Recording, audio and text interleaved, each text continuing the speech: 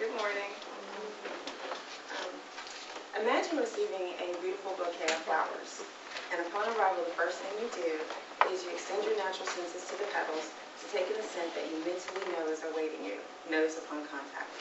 Immediately following, you remove them from their casing, place them in a beautiful vase, add water plus the plant food that often comes attached, and place them out for display.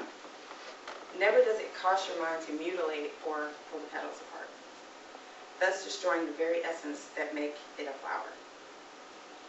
Waris means desert flower in Somali.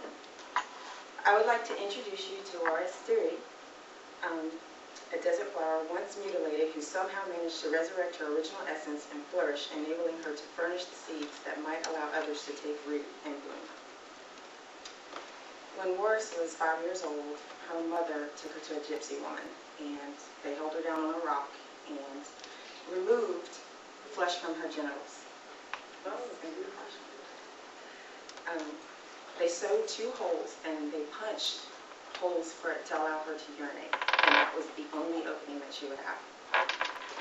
This actually happens in Somalia plus 28 other countries in the world.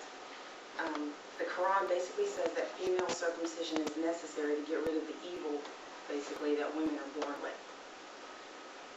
She basically stayed that way for a few weeks recuperating while her legs were tied together on this rock.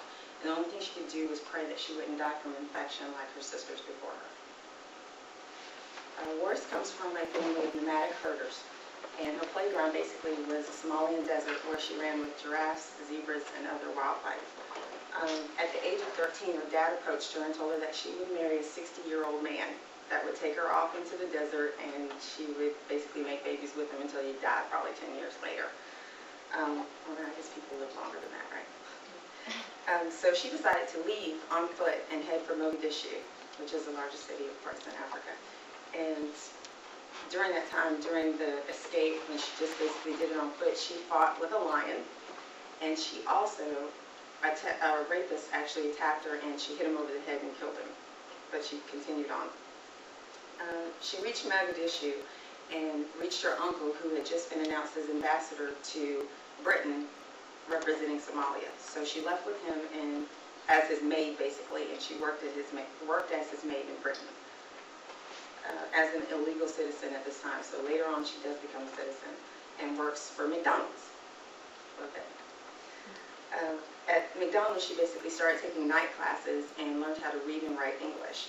And at 20 years old, she basically decided that she could not take the pain anymore of even just urinating. So she decided to have her opening replaced, basically. So she was reopened during a surgery.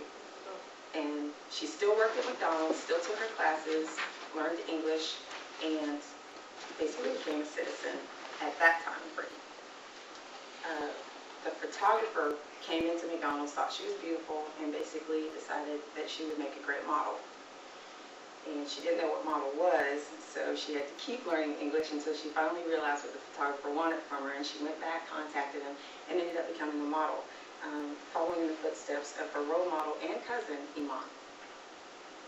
So her modeling career started off with a very rocky start, and she had a few high-profile jobs with L'Oreal, Levi's, and she also was in the movie The Living Daylights with Timothy Dalton, which is a Bond movie, so she was a Bond girl in 1987. But due to prejudice against blacks in the modeling world, basically in Britain, she moved to the U.S. And it was in the U.S. that she actually became a supermodel and walked the catwalks in Milan, London, and Paris with Claudia Schiffer, Cindy Crawford, and Naomi Campbell, who was actually a young child at the time and would often sleep in her bed because she felt safe with Maurice. She basically never really dated, because dating, of course, would force her to have to tell what her background was in her current situation, because she would never actually have any of the sensations that most women feel during intercourse. So she never wanted to basically share that with a man, so she didn't date. But she fell in love with a man upon sight, and he was a jazz musician, and his name was Dana Murray, and she told him right up front, "I'm going to have your baby."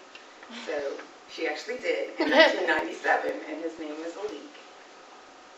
And it wasn't long after that Barbara Walters approached her regarding an interview with Marie Claire.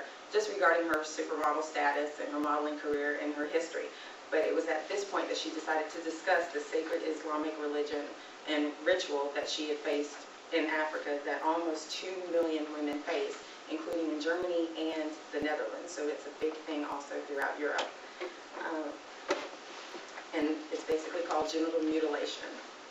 And speaking about this, she knew would bring on attacks from the Islamic religion, because it was essentially, as she was quoted as saying, the equivalent of running naked down Fifth Avenue. It was just as bad as doing that.